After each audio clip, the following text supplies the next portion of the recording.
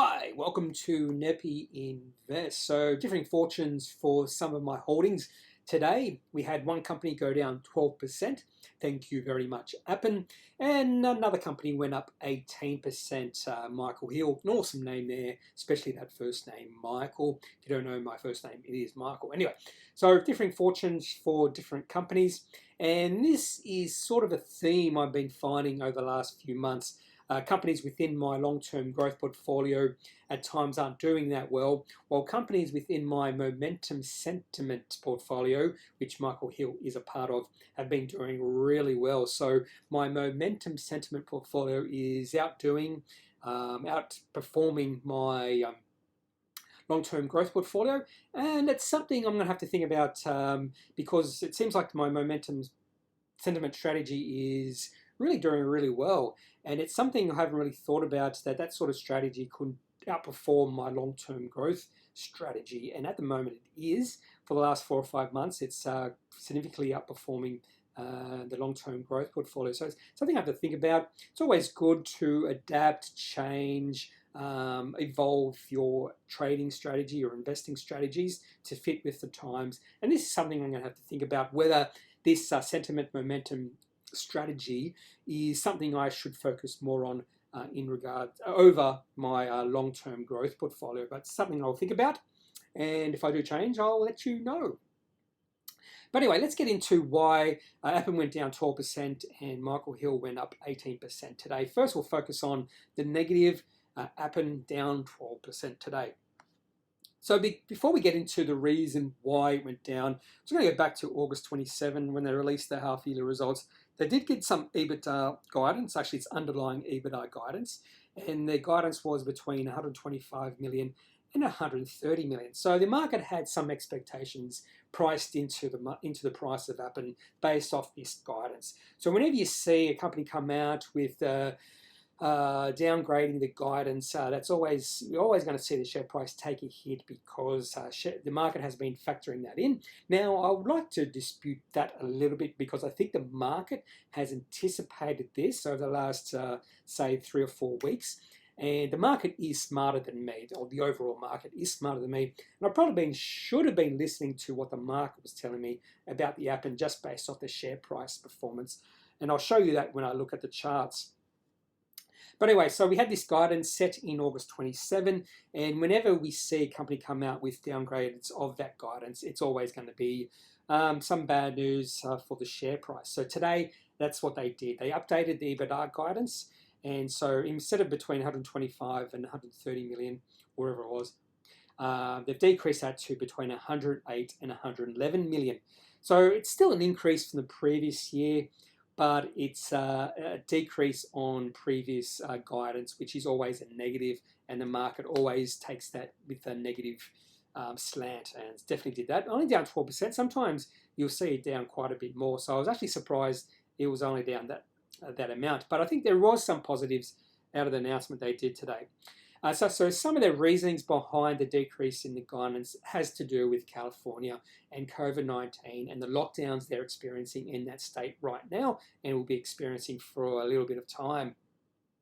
So Appen's biggest customers are in California, and what we're seeing now in California or United States overall is a massive surge in the virus over there. In fact, California is locking down quite hard. In fact, some of the sporting teams have had to move interstate to continue playing, and I think they've shut down sports, they've shut down schools, they've shut down everything in California. I haven't been following the situation that closely, but they definitely are locking down quite a bit. It's also impacted face-to-face sales and customer engagement. That's something they should have expected anyway. So depending how long this lockdown plays out for in California, it could impact Appen further into next year. There were some positives out of this. Appen did mention some of those positives, that some of the changes, some of the priorities of customers' changes they've made will actually benefit Appen in the long run. So there are going to be some benefits for Appen in the long run, and they're expected to return to the previous growth they were experiencing in the next few years. So that's always a positive, that sort of expectations. But it doesn't mean it's necessarily going to happen. It's just that that's what they're expecting. So what I've done here is just to use the new EBITDA guidance, which is 108 to 111. The previous was 125 to 130. On the bottom there, on the bottom left, I've just got the 2018, 2019 results. So 2018, they were 71 million. 2019, 101, and then the new year between 108 to 111. So they're still growing, but the rate of growth has gone down a bit from the previous year. And then on the right there, I've got the compound annual growth rate of some of the things I like to look at. So I really like to look at revenue, profit, and operating cash flow, and then compare that to the growth rate of the share price. We can see operating cash flow over the last 4 or 5 years has grown by greater than 100% per year, and the same thing's happened with the share price. I like to see share price and operating cash flow grow at the same rate. That shows me the market is pricing in the growth of the company. I look at revenue and profit a little bit less, or have a little bit less of importance than operating cash flow. That's the main thing I really like to look at, because cash is king.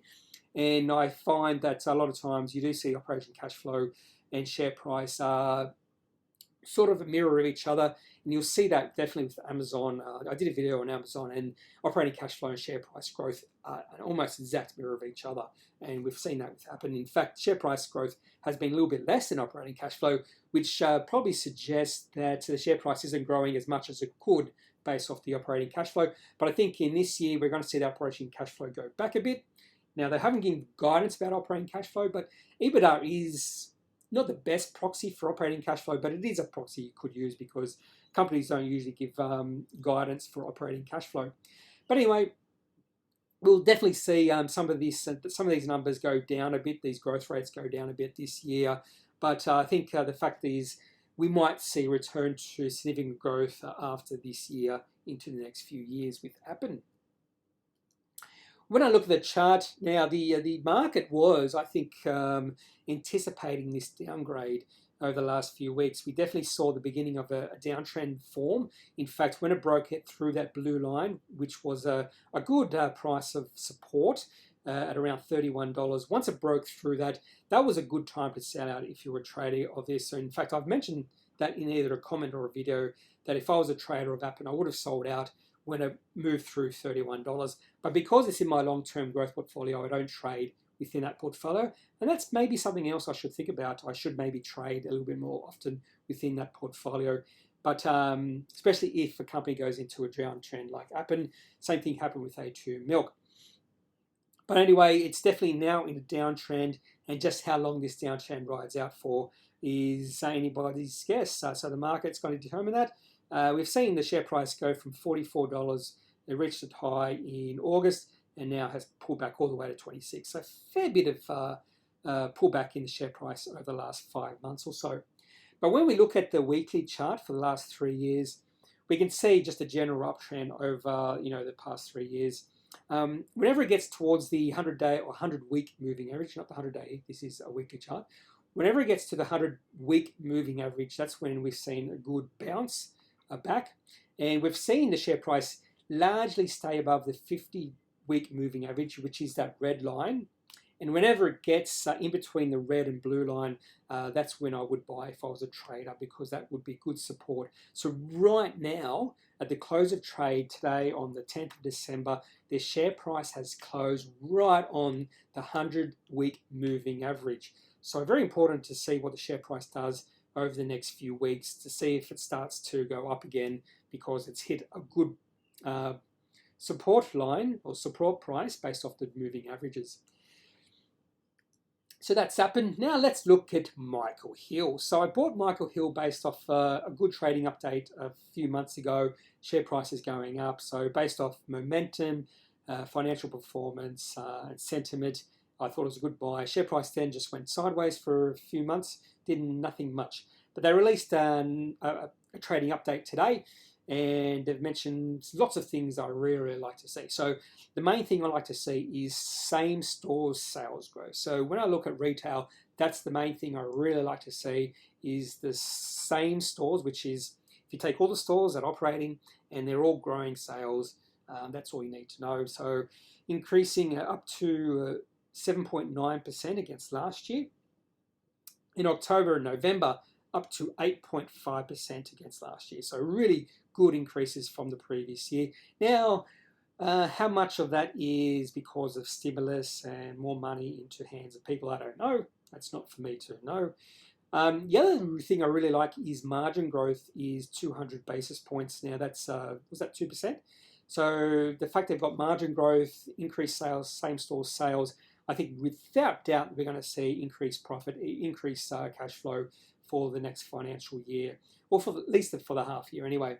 And they've mentioned in the other bit of the announcement, they've actually mentioned EBIT. So Appen reported EBITDA and Michael Hill just reported EBIT. So companies report or give guidance on every different thing. But Michael Hill didn't give exact guidance. All they said was the company is likely to deliver an EBIT result for this half year materially exceeding the prior year half one results, which was 31.6 million. What does materially exceeding mean? Doubles materially, triples materially, 20% materially, I just don't know. Would have rather them give a number so we can determine whether that's materially exceeding the previous results. But in any case, things are looking bullish for Michael Hill Jewelers, and I'm happy as a shareholder for them for the medium term. So I'm just going to ride this company as long as it takes, as long as the uptrend continues. The other thing they gave was just the difference from last year to this year. And the one thing I really like to see here is Australia's same stores grew at 14%, New Zealand 3.6%, and Canada 5.5%. So all stores in all countries have been increasing sales. They did mention in the announcement that some of the Canadian stores are locking down or something. So there could be a little bit of a hit there, but Australia and New Zealand have got COVID-19 under control, and those stores should remain open unless something bad happens over the next few months or so. When I look at the charts, so this is the updated chart, 6-month daily, and we can see they gave that previous guidance around about the start of October. That's when we saw the share price go up from about 40 cents, and it went up pretty hard to about 55 cents. And then it just went sideways from about the middle of October to the 10th of December, so about 2 months just going sideways. So this is when patience becomes really important. Just because it's going sideways doesn't mean you have to sell out. Some people would say, but there's an opportunity cost to that. That's bollocks, because they would have missed out on the rise today if they sold out. Anyway, the one thing I don't like is just I would have preferred to see higher volume. I would have loved to have seen about 1 million shares traded today or more. But you can't fault this chart. The price action today, they're closed on the high. That's really positive. So very positive about Michael Hill moving forward. And when we look at the weekly chart, you can see it's been in a really long-term downtrend. So 3 years ago, the share price was about $1.20. It's been going down and down and down. Went down to as low as 20 cents in the COVID-19 financial panic in March 23rd or so. And then it's been going up. 80 cents is a really good price of resistance. If it pushes through 80 cents, that will be very bullish. So that's really the price I'm looking at. If it goes through that, I'm going to be fairly happy. So really good uptrend. Even the weekly chart looks like it could be turning now. So that's another good sign that Michael Hill is potentially forming a long-term uptrend. And I'd like to see it develop a long-term uptrend, because I would love to see me holding this for 3, 4, 5 years or so. So that's all I've got on the update in Appen and Michael Hill today. If you have any questions about this video or Michael Hill or Appen, just leave a comment. Also, I'm not sure why my video is really dark. But anyway, these are my 2 dogs. We unfortunately forgot about Milo's birthday. He's the chocolate lab on the left there. We forgot that birthday a week ago, so he's very upset with us right now. Anyway, they play fighting. It's not a serious fight. Anyway, if you have any questions about the 2 companies I've been talking about today, leave a comment. Again, I'm not a professional advisor, so if you're thinking I'm giving you any advice, I'm not. This is all for educational, entertainment, and research purposes. And if you do need financial advice for your own circumstances, make sure you seek out someone who is qualified and can speak to your own particular financial circumstances. So that's all for today. Have a good day. Bye.